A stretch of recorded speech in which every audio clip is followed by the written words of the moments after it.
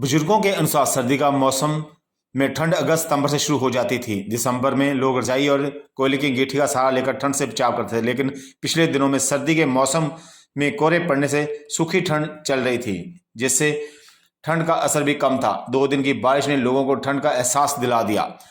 लोगों द्वारा बारिश का आनंद लेते हुए घरों में बैठने को मजबूर हो गए। वहीं दुकानदारों द्वारा कोयले की अंगीठी लगाकर आग सेकने शुरू कर दिए। दुकानदारों ने बताया कि ठंड से ग्राहकों की आवाजाही कम हुई है, जिससे दुकान की सेल में कमी आई है। दूसरी तरफ कोरोना महामारी ने भी दस्तक दे दी है, जिससे कारोबार में काफी प्रभाव पड़ रहा है। फायर न्यूज लुधियाना से विपिन कुमार की रिपोर्ट। बारिश का मौसम स्टार्ट हो गया है, इसके ऊपर जैसे राहत कितनी की राहत मिली है बच्चों के लिए और बुजुर्गों के लिए, कैसे कैसे इनको सेफ्टी रखनी चाहिए? जैसे बरसात शुरुआत हुई है, पिछले दिनों में सूखी ठंड पड़ रही थी, उससे काफ़ी नुकसान भी बच्चों के लिए था, और आने वाले दिनों में अभी बरसात चल रही है, कितना फ़ायदा हो सकता है बच्चों का और बुजुर्गों के लिए? नमस्कार, मैं doctor Divya ESI dispensary number 1 से आपको नमस्ते कहती हूँ। जो पिछले नवंबर दिसंबर में ड्राई कोल्ड चल रही थी, जिसको हम सूखी ठंड बोलते हैं, उससे काफ़ी दिक्कतें आती हैं बुज़ुर्गों को या बच्चों को। क्या होता है कि सूखी ठंड से ज़्यादा वेज़ोस्पाज़म होता है। वेज़ोस्पाज़म क्या होता है कि जो हमारी खून की नाड़ियाँ हैं वो सिकुड़ जाती हैं। इससे BP का खतरा, स्ट्रोक, हाइपरटेंशन और काफ़ी हार्ट की बीमारियां होती हैं। और ऐसे ही छोटे बच्चों में निमोनिया का खतरा ज़्यादा होता है, चेस्ट कंजेशन हो जाती है। अब क्या होगा कि जैसे जैसे बारिश आएगी, ये सूखी ठंड ख़त्म होगी, ये सब चीज़ें से हमें काफ़ी राहत मिलेगी। इन सब से बचने के लिए हम क्या कर सकते हैं कि जैसे हम कपड़े पहनते हैं, मोटा कपड़ा पहनने की बजाय हम ज़्यादा लेयर्स यूज़ कर सकते हैं। क्या होता है, ज़्यादा लेयर्स यूज़ करने से हमारी बॉडी हीट बॉडी में रहती है और हमें ज़्यादा ठंड नहीं लगती, तो ये सब दिक्कतों से हम बच सकते हैं। और जैसे कि हम जानते हैं इंडियन पॉपुलेशन काफ़ी गरीब है, तो वो लोग क्या करते हैं कि रात को अंगीठी लगा लेते हैं। अब अगर लगा रहे हैं अंगीठी तो अच्छी बात है, वार्मथ मिलेगी, लेकिन दरवाज़ा साथ के साथ खोल लेना चाहिए।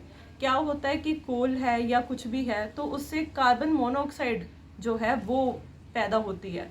कार्बन मोनोऑक्साइड होगी रूम में तो फिर ब्लड में जो ऑक्सीजन है वो कम जाएगी। ब्लड में ऑक्सीजन कम जाएगी तो ब्रेन को ऑक्सीजन कम मिलेगी, और ब्रेन को ऑक्सीजन कम मिलेगी तो बंदा अनकॉन्शियस हो जाएगा, फिर उससे डेथ भी हो सकती है।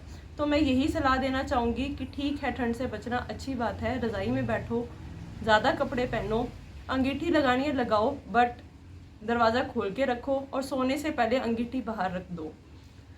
जैसे अभी कोरोना महामारी के चल रहा है, प्रशासन की तरफ से हिदायतें, आपकी तरफ से क्या गाइडलाइंस दी जा रही है कि कोरोना से बचाया जा सके?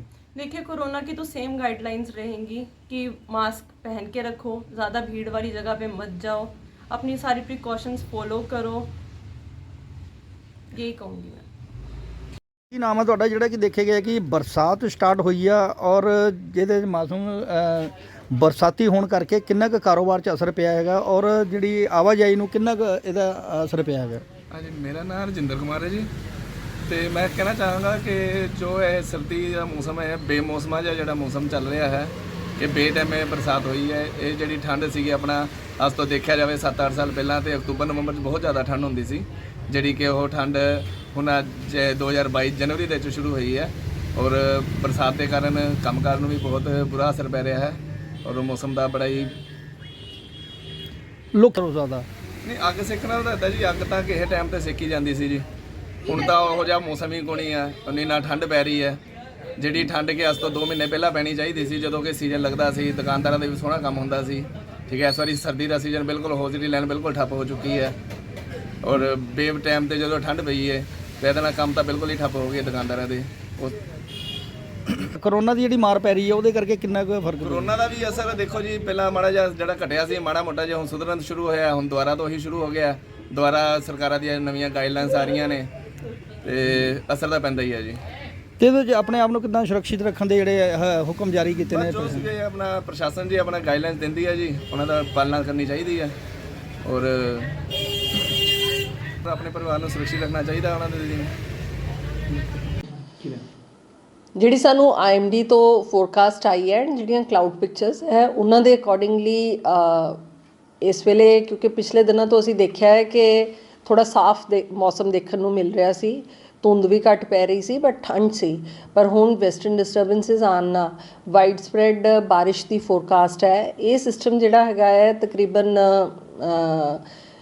4 ਤਰੀਕ ਤੋਂ 4 ਜਨਵਰੀ ਤੋਂ ਐਕਟਿਵ ਹੋ ਜਾਏਗਾ ਐਂਡ ਫਿਰ 4 ਤੋਂ ਸਟਾਰਟ ਹੋ ਕੇ 5 ਤੇ 6 ਨੂੰ ਬਾਰਿਸ਼ ਹੈ, ਫਿਰ ਵਿੱਚ ਥੋੜ੍ਹਾ ਕਲੀਅਰ ਹੋ ਕੇ ਪਰ ਨਾਲ ਹੀ ਉਹਦੇ ਫਿਰ ਇੱਕ ਲਗਾਤਾਰ ਹੋਰ ਵੈਸਟਰਨ ਡਿਸਟਰਬੈਂਸ ਆ ਰਹੀ ਹੈ। ਸੋ 2 ਲੋ ਪ੍ਰੈਸ਼ਰ ਸਿਸਟਮਸ ਆ ਰਹੇ ਆ ਨਾਲ ਦੇ ਨਾਲ। ਇਸ ਵਾਰੀ ਵਾਈਡ ਸਪਰੈਡ ਰੇਨਫਾਲ ਇਸ ਕਰਕੇ ਵੀ ਹੋਏਗੀ ਕਿ ਅਰੇਬੀਅਨ ਸੀ ਜਿਹਨੂੰ ਅਸੀਂ ਅਰਬ ਮਹਾਸਾਗਰ ਕਹਿੰਦੇ ਹਾਂ ਉਹਦੇ ਤੋਂ ਵੀ ਇਹਨੇ ਮੋਇਸਚਰ ਲੈਣਾ ਹੈ। ਸੋ ਇਹ ਮੋਇਸਚਰ ਲੈਣਾ ਹੈ ਕਿ ਪੂਰੇ ਪੰਜਾਬ ਭਰ ਦੇ ਵਿੱਚ ਵਾਈਡ ਸਪਰੈਡ ਬਾਰਿਸ਼ ਹੋਏਗੀ। ਕਈ ਥਾਵਾਂ 'ਤੇ ਥੋੜ੍ਹੀ ਜ਼ਿਆਦਾ ਬਾਰਿਸ਼ ਵੀ ਹੋ ਸਕਦੀ ਹੈ, ਹੈਵੀ ਰੇਨਫਾਲ ਵੀ ਹੋ ਸਕਦੀ ਹੈ, ਬਟ ਵੈਸੇ ਜ਼ਿਆਦਾਤਰ ਲਾਈਟ ਟੂ ਮੋਡਰੇਟ ਰੇਨਫਾਲ ਹੈ। ਕਿਤੇ ਕਿਤੇ ਗੜੇਮਾਰੀ ਵੀ ਹੋ ਸਕਦੀ ਹੈ ਐਂਡ ਗਰਜ ਚਮਕ ਦੇ ਨਾਲ ਛਿੱਟੇ ਪੈਣਗੇ ਐਂਡ ਨਵੰਬਰ ਦਸੰਬਰ ਮਹੀਨਾ ਕਿਉਂਕਿ ਡਰਾਈ ਗਿਆ, ਸੋ ਇਸ ਕਰਕੇ ਜਿਹੜੀ ਬਾਰਿਸ਼ ਹੈ ਇਸ ਵੇਲੇ ਸੁੱਕੀ ਠੰਡ ਜਿਹੜੀ ਚੱਲ ਰਹੀ ਸੀ ਉਹਦੇ ਤੋਂ ਲੋਕਾਂ ਨੂੰ ਰਾਹਤ ਮਿਲੇਗੀ। ਜਿਹੜੀਆਂ ਸਾਡੀਆਂ ਫਸਲਾਂ ਨੇ ਉਹਨਾਂ ਵਾਸਤੇ ਸਰਦ ਰੁੱਤ ਦੀ ਜਿਹੜੀ ਫਸਲ ਹੈਗੀ ਹੈ ਕਣਕ ਹੈ ਉਹਦੇ ਵਾਸਤੇ ਬੜੀ ਅੱਛੀ ਅਨੁਕੂਲ ਹੈ ਐਂਡ ਇਸ ਵੇਲੇ ਜਿਹੜੀ ਬਾਰਿਸ਼ ਹੋਏਗੀ ਉਹ ਸਾਡੀ ਕਣਕ ਦੀ ਫਸਲ ਵਾਸਤੇ ਲਾਹੇਵੰਦ ਹੋਏਗੀ ਕਿਉਂਕਿ ਕਿਸਾਨ ਵੀਰਾਂ ਨੂੰ ਫਿਰ ਇਰੀਗੇਟ ਕਰਨ ਦੀ ਲੋੜ ਨਹੀਂ ਪਏਗੀ ਜਿੱਥੇ ਕਿਤੇ ਬਾਰਿਸ਼ ਹੋ ਜਾਏਗੀ। ਸਬਜ਼ੀਆਂ ਵੀ ਜਿਹੜੀਆਂ ਨੇ ਉਹਨਾਂ ਨੂੰ ਵੀ ਇਹ ਬਾਰਿਸ਼ ਕਿਉਂਕਿ ਲਾਈਟ ਰੇਨਫਾਲ ਹੋਏਗੀ ਸੋ ਲਾਹੇਵੰਦ ਹੋਏਗੀ। ਮੈਮ ਬਰਸਾਤ ਤੋਂ ਬਾਅਦ ਟੈਂਪਰੇਚਰ ਕਿੰਨਾ ਕੁ ਡਾਊਨ ਜਾਏਗਾ?